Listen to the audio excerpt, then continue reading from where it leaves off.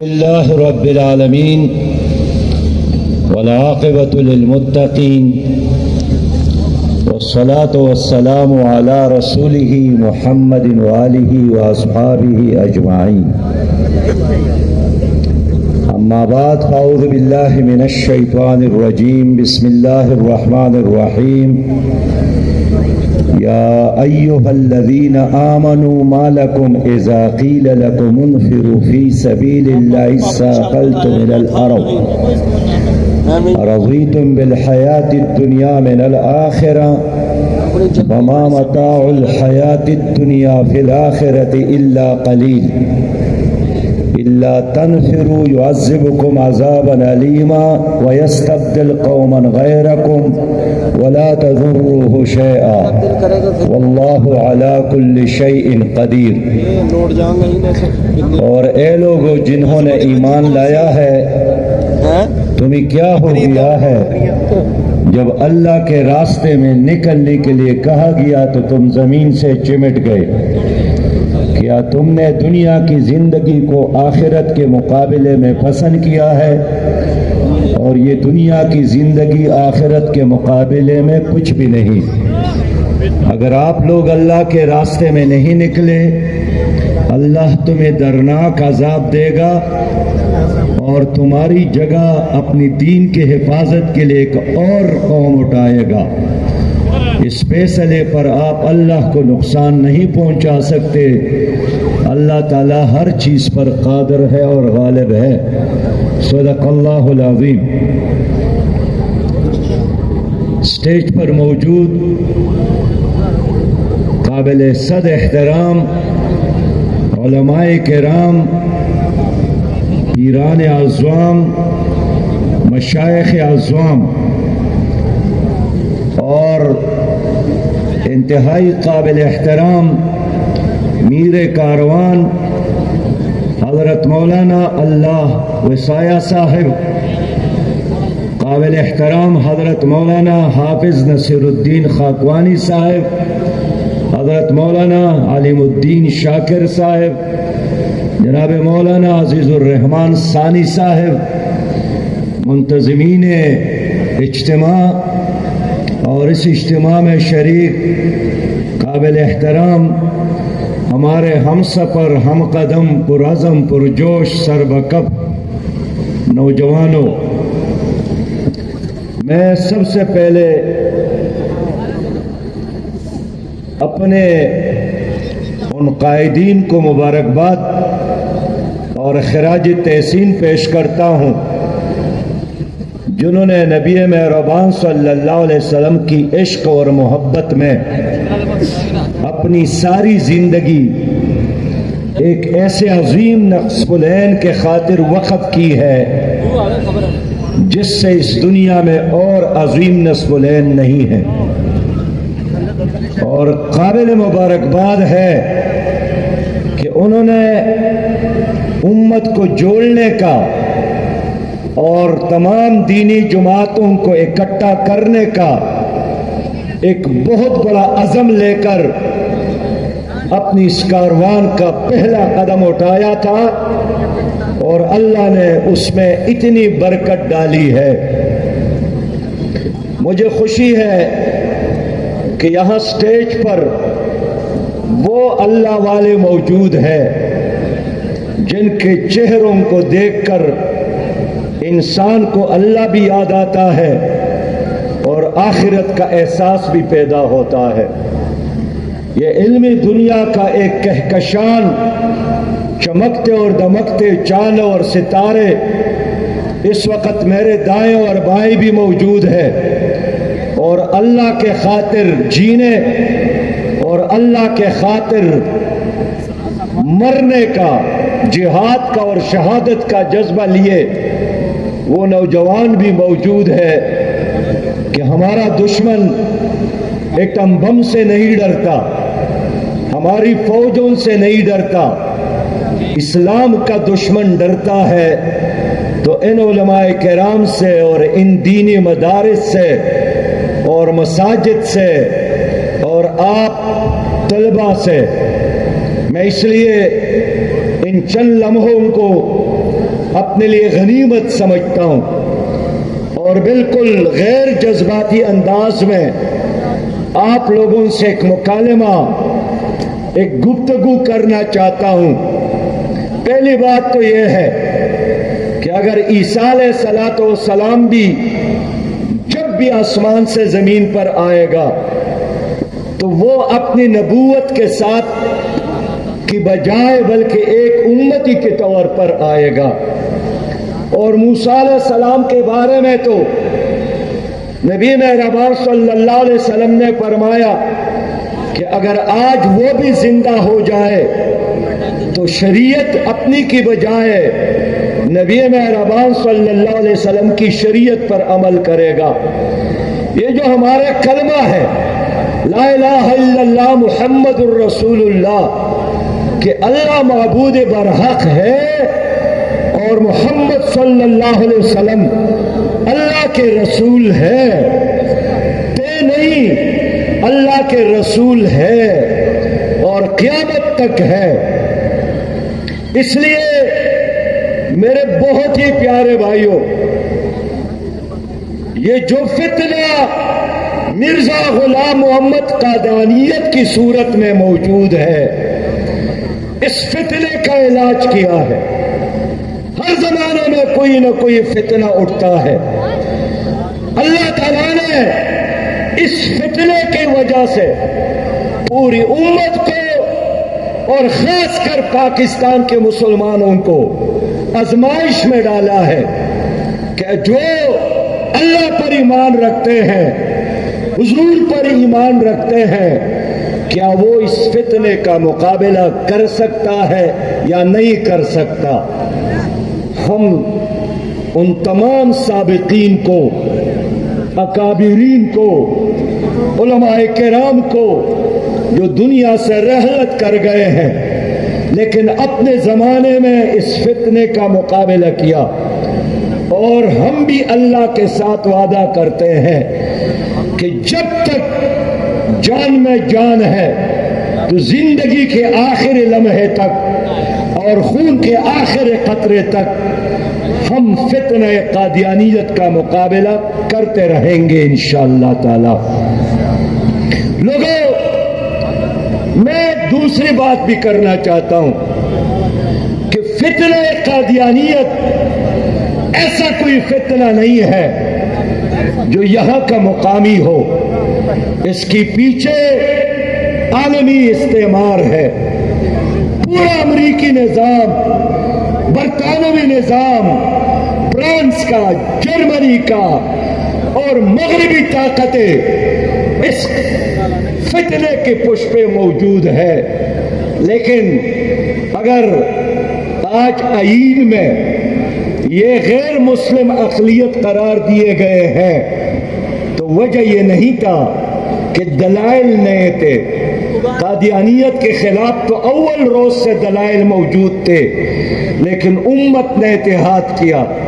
مولانا نے جس طرح فرمایا کہ ایک طرف مولانا مفتی محمود صاحب تھے، دوسرے طرف پروفیسر غفور احمد صاحب تھے، عبدالستار نیازی صاحب تھے، اور جب ان تمام دینی جماعتوں نے یک زبان ہو کر، ہم آہنگ ہو کر ایک بات قومی اسمبلی میں بھی، چوکوں اور چوراہوں میں بھی، شہروں اور دیہاتوں میں بھی، مدرسوں اور مساجد میں بھی ایک بات کر لی تو عالمی اسٹیبلشمنٹ، عالمی تجالی قوتوں کی حمایت کے باوجود بھی قادیانیت شکست کھا گئے۔ قادیانیت آئینی لحاظ سے مرتد قرار دیے گئے، غیر مسلم قرار دیے گئے۔ یہی نتیجہ نکلا کہ جب بھی امت ایک ہو جاتی ہے وہ طاقتور ہو جاتی ہے، ایٹم بم سے بھی زیادہ، فوجوں سے بھی زیادہ، اور دشمن یہی چاہتا ہے کہ مسلک کی بنیاد پر ہو، لسانیت کی بنیاد پر ہو، قومیت کی بنیاد پر ہو، رنگ اور نسل کی کی بنیاد پر ہو، جو بھی بہانہ مل جائے اس امت کو تقسیم کرو۔ اللہ تعالیٰ کا حکم یہی ہے، ان ہذہ امتکم امۃ واحدہ، یہ امت واحدہ ہے۔ اور اللہ نے قرآن میں فرمایا کہ ہم نے نوح علیہ السلام کو وہی حکم دیا تھا، اے پیغمبر جو ہم نے آپ کو دیا ہے، اور پھر ابراہیم علیہ السلام، موسیٰ علیہ السلام اور عیسیٰ علیہ السلام کو بھی یہی حکم دیا تھا کہ ان اقیموا الدین ولا تتفرقوا فی، دین غالب کرو، فرقوں میں تقسیم نہ ہو جاؤ، مسلکوں میں تقسیم نہ ہو جاؤ۔ لیکن آج امت نے دین کو تو نافذ نہیں کیا۔ حال یہ ہے، ہر کوئی یہ تلاوت کرتا ہے کہ وما وصینا به ابراہیم وموسیٰ وعیسیٰ ان اقیموا الدین ولا تتفرقوا فیہ، لیکن ہم تقسیم ہو گئے۔ فائدہ کس کو ہوا؟ فائدہ دجال کو ہوا، دجالی نظام کو ہوا، قادیانیوں کو ہوا، ان کے سرپرستوں کو ہوا۔ اس لیے لوگوں، آج دنیا میں ہم 2.25 ارب مسلمان ہیں۔ آج دنیا میں دنیا کے بڑے 9 سمندر ہمارے ساتھ ہے۔ آج دنیا کا 75% تیل پیٹرول کے سمندر مسلمانوں کے ساتھ ہے۔ آج دنیا میں 74 لاکھ فوج عالمی اسلام کے ساتھ ہے۔ سونے کے پہاڑ، چاندی کے پہاڑ، پیٹرول اور ڈیزل کے سمندر، لیکن اس سب کچھ کے ہوتے ہوئے بھی عالمی اسلام کی مثال اس قبرستان کی طرح ہے جہاں لاکھوں اور کروڑوں مردہ لاشیں تو موجود ہے، لیکن زندگی نہیں ہے، حرارت نہیں ہے، جذبہ نہیں ہے، شوق شہادت نہیں ہے، جذبہ جہاد نہیں ہے۔ اور یہی وجہ ہے کہ ہمارے اس ملک کے 76 سال گزر گئے اور آج بھی فتنہ قادیانیت اسی طرح موجود ہے۔ میرے بھائیوں، آج سے کوئی 1 ہفتہ قبل جماعت اسلامی کے مرکزی دفتر منصورہ میں ایک ڈاکٹر آئے، منیر اس کا نام تھا۔ 5 سال پہلے وہ قادیانیت چھوڑ کر اس نے اسلام قبول کی، اور وہ اپنے اس فرقے کا مربی تھا۔ جس طرح ہمارے ہاں شیخ ہوتا ہے، مدرس ہوتا ہے، وہ بھی ساری دنیا میں قادیانیت کا تبلیغ کرتا تھا۔ وہ منصورہ تشریف لائے اور انہوں نے بتایا کہ عام مسلمان تو کیا، میں نے خود مسجد کے ایک امام کو قادیانی بنایا، اور قادیانی بننے کے بعد بھی وہ اسی مسجد میں امامت بھی کرتے تھے اور لوگ اس کی پیچھے جمعہ کی نماز بھی پڑھتے تھے۔ آج مسئلہ یہی ہے، مجھے اس لفظ سے خوشی ہے کہ اللہ وسایہ صاحب اور جناب حافظ نصر الدین خاقانی صاحب نے اس میں عالمی مجلس ختم نبوت کا لفظ لگایا ہے، اس لیے کہ یہ قادیانیت پاکستان میں صرف خطرہ نہیں ہے، یہ عالمی سطح پر خطرہ ہے۔ باہر کی دنیا میں، افریقی ممالک میں لوگ مسلمان ہونا چاہتے ہیں تو یہ جا کر حاضر ہوتے ہیں کہ ہم اسلام ہے، ہم مسلمان ہیں، اور لوگوں کو گمراہ کرتے ہیں۔ میں اس مجلس کو مبارکباد کر دیتا ہوں کہ انہوں نے امریکہ میں بھی قادیانیوں کا پیچھا کیا ہے، برطانیہ میں بھی ان کا پیچھا کیا ہے، فرانس میں بھی کیا ہے، اور میں دنیا میں جہاں جہاں جاتا ہوں عالمی مجلس ختم نبوت کا کوئی کارکن، مجاہد، داعی اللہ، مجاہد فی سبیل اللہ مجھے ملتا ہے، میں دل کے اتہ گہرائیوں سے آپ کے ان بزرگوں اور اپنے ان بزرگوں کے لیے دعا کرتا ہوں۔ اللہ تعالیٰ ان کی زندگی دراز فرمائے، اللہ رب کریم ان کے صلاحیتوں میں اور اضافہ فرمائے۔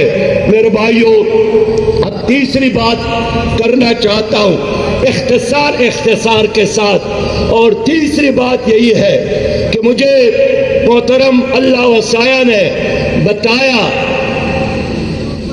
کہ یہ جو ہمارا اجلاس ہے، میرے خیال میں یہ 55واں اجلاس تھا جو ہو رہا تھا، میں نے عرض کیا کہ کاش پاکستان میں اسلامی حکومت ہوتی، کاش پاکستان میں خلافت کا نظام ہوتا، کاش پاکستان میں قرآن اور سنت کی حکمرانی ہوتی، تو آج اللہ وسایہ صاحب کو اور خاقوانی صاحب کو، شاکر صاحب کو اور ہمارے ان علماء کرام کو کوئی اور اہم کام یہ کرتے، لیکن یہ مسئلہ اس وقت لابارس ہے، یہ تو اللہ ان لوگوں سے کام لیتا ہے، لیکن آج تک ہماری حکمرانوں نے اس مسئلے کو سنجیدہ نہیں لیا، اس لیے کہ پاکستان میں ہر چیز موجود ہے، یہاں اگر کوئی چیز نہیں ہے وہ اسلامی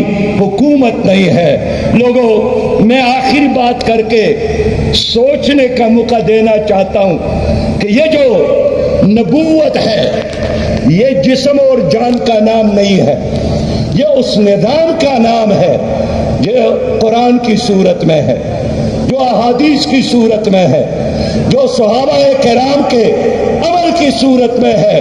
تو جب ہم کہتے ہیں کہ وہ خاتم الانبیاء ہے، اس کا مطلب یہ ہے کہ اس نے جو نظام لایا ہے وہ ایسا نظام ہے جو قیامت تک انسانیت کی ضرورت ہے، لیکن 76 سال گزر گئے، یہاں ایک دن کے لیے اللہ کا نظام نہیں آیا۔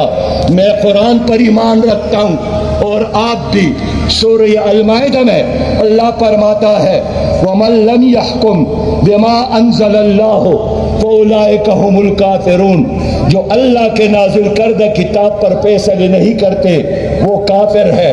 ہم جب بات کرتے ہیں تو ہم کہتے ہیں میں قسم اٹھاتا ہوں، لیکن اللہ کو قسم اٹھانے کی کیا ضرورت ہے؟ لیکن ہمیں سمجھانے کے لیے فرماتا ہے فَلَا وَرَبِّكَ لَا يُؤْمِنُونَ حَتَّىٰ يُحَكِّمُوكَ فِي مَا شَجَرَ بَيْنَهُمْ۔ اے پیغمبر، تمہارے رب کی قسم، یہ لوگ مسلمان نہیں ہو سکتے جب تک اے نبی آپ کو اپنے فیصلوں میں حاکم اور قاضی تسلیم نہ کرے۔ 76 سال گزر گئے، میرے چیف جسٹس کے ہاتھ میں فرانس کا، برطانیہ کا، انڈیا کا، امریکہ کا کتاب تو ہے، اگر کوئی کتاب نہیں ہے وہ قرآن حکیم۔ لوگوں میں گواہی دیتا ہوں، میں 111 دن سپریم کورٹ گیا، 111 دن مسلسل پاناما لیکس میں 111 دن میں تلاش کرتا تھا کہ میرے چیف جسٹس کے آس پاس جو الماری ہے، جو لائبریری ہے، کیا اس میں قرآن ہے یا نہیں ہے۔ میں انتظار میں تھا کہ کاش کوئی ایسا دن آ جائے کہ میرا مسلمان چیف جسٹس اپنی تقریر کا آغاز بسم اللہ الرحمن الرحیم سے کرے۔ 111 دنوں میں نہ میں نے وہاں قرآن دیکھا اور نہ اپنی چیف جسٹس کے زبان سے بسم اللہ الرحمن الرحیم کا کلمہ سنا۔ مجھے بہت افسوس ہوا، مجھے رونا آیا، مجھے اپنی بے بسی پر، مجھے 24 کروڑ مسلمانوں کی اس غلامی پر کہ یہ ہماری عدالت ہے۔ لیکن آج بھی آپ اپنے ہسٹری کو دیکھیں، 1809، 1806، 1830 کا وہی ضابطہ دیوانی، وہی ضابطہ فوجداری، ظالموں نے ایک لفظ کمی اور اضافہ نہیں کیا۔ گزشتہ دنوں محترم خاقوانی صاحب وکلاء کی چھٹیاں ہوئی عدالتوں کی، میں نے ان سے پوچھا کہ ان دنوں میں اب چھٹیاں کیوں کرتے ہیں؟ انہوں نے کہا کہ انگریز جب تک تو ان دنوں میں چھٹیاں کرتے تھے، عدالتوں کو بند کرتے تھے، تو 76 سال گزرنے کے باوجود بھی ہماری عدالتوں کا نظام ایز اٹ از ہے جس طرح انگریز نے چھوڑا تھا۔ تو جب ہم کہتے ہیں کہ خاتم الانبیاء، اس کا مطلب یہی ہے کہ پھر عدالتوں میں انگریز کے نظام کی بجائے قرآن کا نظام ہونا چاہیے. جب آپ لوگوں نے چیف جسٹس کے ہاتھ میں قرآن دیکھا آپ سمجھے پاکستان آزاد ہو گیا, پاکستان اسلامی بن گیا. لیکن یہ نظام جب چیف جسٹس کے ہاتھ میں انگریز کا کتاب ہو, یہی کتاب سے نجات کے لیے مسلمانوں نے پاکستان بنایا تھا. میرے دوستو, ہم سب قرآن پر ایمان رکھتے ہیں, تو قرآن میں اللہ نے فرمایا ہے کہ جو سود کرتا ہے میرے ساتھ جنگ کا اعلان کرتا ہے. اللہ کا فیصلہ ہے کہ وَأَحَلَّ اللَّهُ الْبَيْعَ وَحَرَّمَ الرِّبَا. اللہ نے سود کو حلال, سود کو حرام, تجارت کو حلال قرار دیا ہے. لوگوں, تعلیم یافتہ لوگ ہیں, میں درخواست کروں گا تھوڑا سا پڑھے. اس وقت پاکستان کی ساری معاشی نظام 1839 کے ربا ایکٹ کی بنیاد پر ہے. 1839 کا ربا ایکٹ اب بھی پاکستان کی معاشی نظام کا بنیاد ہے. سود کا نظام, بینکوں کا نظام. حال یہ ہے کہ علامہ اقبال نے 1931 میں فرمایا تھا کہ ای بنوک ای فکر چالاک یہود. یہ بینکوں کا نظام, یہ چالاک یہودیوں کا نظام ہے. تا نور حق اس بندے سینے آدم ربود. سود کا مطلب یہی ہے کہ انسان کی سینے سے نور ختم ہو. اقبال نے فرمایا کہ تاتہ و بالا نہ گردد یہ نظام. جب تک آپ اس نظام کو تباہ اور برباد نہ کرے تو دین و دانش و تہذیب سودائے خام. تو دین کی بات کرنا, تہذیب کی بات کرنا, یہ سودائے خام ہے. لیکن اب ہم کیا کریں میرے بھائیوں؟ وہ پاکی شرعی عدالت کا فیصلہ ہے, اسلامی نظریاتی کونسل کی سفارش ہے. آپ کے آئین بھی یہی کہتا ہے, قرآن بھی یہی کہتا ہے سودی نظام نہ ہو.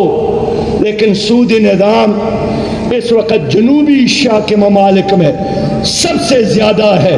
شرعی سود 17 تک, پھر 14 ہو گیا, پھر 18 ہو گیا, پھر 21 ہو گیا, اور اس وقت پاکستان میں شرعی سود 23.7% تک پہنچا ہے.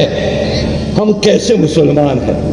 کیا ہمارے نبی نے نہیں فرمایا تھا کہ سود کی گناہ جس طرح ایک آدمی اپنی ماں کے ساتھ بدکاری کرے لیکن پوری قوم اس گناہ میں مبتلا ہے. علاج کیا ہے؟ علاج یہی ہے پاکستان میں اسلامی نظام ہو, پاکستان میں اسلامی حکومت ہو. میں یقین دلاتا ہوں پاکستان میں اسلامی نظام قائم ہوا, آسمان کی رحمتوں کی دروازے کھل جائیں گے. امریکی ڈالر, دوسرے ممالک کا خیرات نہیں ہونا چاہیے. مجھے اپنی دین پر عمل کرنا چاہیے. وہ جو کہتے ہیں کہ مانگتے پھرتے ہیں اغیار سے مٹی کا چراغ اور اپنے خورشید پر پہلا دیے سائے, ہم نے دوسروں سے مانگتے ہیں. وزیر اعظم سے اس دن ایک صحافی نے سوال کیا کہ بجلی کے بلوں میں اتنا اضافہ ہوا ہے, کچھ کم کرے. وزیر اعظم نے فرمایا میں IMF سے بات کروں گا کہ قسطوں میں آپ سے بل وصول کرے. آپ مجھے بتائیں آپ کس کے غلام ہیں؟ آپ پاکستانی ہیں یا IMF کے غلام ہیں؟ لوگوں, اس وقت میرے اور آپ کے ہاتھوں میں ہتھکڑیاں ہیں, ورلڈ بینک کی ہتھکڑیاں, IMF کے ہتھکڑیاں, امریکہ کے ہتھکڑیاں. ہم کتنے آزاد ہیں. آج بھی میری اور آپ کی بہن ڈاکٹر آپیہ امریکی جیلوں میں پڑی ہے, رو رہی ہے. مجھے خود ڈاکٹر آپیہ کی ماں نے بتایا کہ ڈاکٹر آپیہ نے پیغام بھیجا اور مجھے وہ پیغام سنایا کہ میری ماں اگر میں مر گئی جیل میں میرے لیے نہ رونا, میں قیامت میں نبی مہربان کے قدموں میں بیٹھ کر فریاد کروں گی کہ مجھے پاکستان کے عوام نے اور پاکستان کی حکمرانوں نے یہودیوں اور امریکیوں کے ہاتھوں فروخت کیا تھا، کیا جواب دیں گے؟ اتنے سارے علماء موجود ہیں، کوئی جواب ہو میرے بات لوگوں کو بتائیں، اس لیے کہ اسلامی حکومت نہیں ہے۔ لاہور کے عزیز الرحمان ثانی جانتا ہے، ادھر ایک وکیل تھی خاتون تھی، مر گئی، ان کے دفتر میں ایک آدمی نے نکاح کے لیے کہا کہ میری نکاح باندھنے کی ضرورت ہے، کوئی مولوی، اس وکیل نے کہا کہ کسی مولوی کی ضرورت نہیں ہے، میں خود باندھ سکتی ہوں، اور آگے بڑھ کر اس نے نکاح باندھ دی۔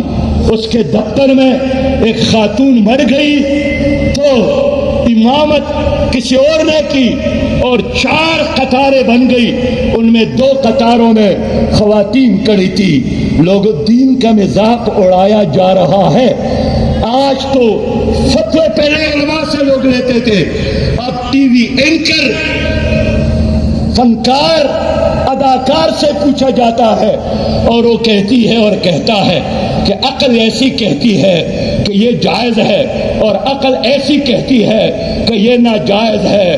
پھر آپ جیسے لوگوں کو دیکھتا ہوں، آپ جیسے مجاہدوں کو دیکھتا ہوں، آپ جیسے علماء کرام کو دیکھتا ہوں، آپ جیسے دین کے متوالوں کو دیکھتا ہوں، اور پھر پاکستان میں دین اسلام کی اس بے بسی کو دیکھتا ہوں، تو کیا کرے؟ فریاد کس کو کرے؟ اس لیے لوگوں مایوس نہیں کرنا چاہتا ہوں، انشاءاللہ اچھے دن آنے والے ہیں۔ پاکستان میں جتنے سیاسی جماعتیں ہیں سب بے نقاب ہو گئے ہیں، اب لوگوں کو انتظار ہے اس ملک میں اسلامی نظام کا، اس ملک میں خلافت کے نظام کا، اس ملک میں شریعت کے نظام کا۔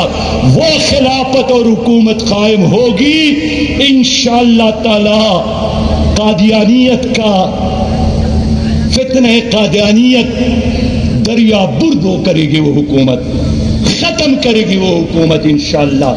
وہ حکومت قائم ہوگی، ترقی ہوگی، خوشحالی ہوگی، مدارس آباد ہوں گے، مساجد آباد ہوں گے۔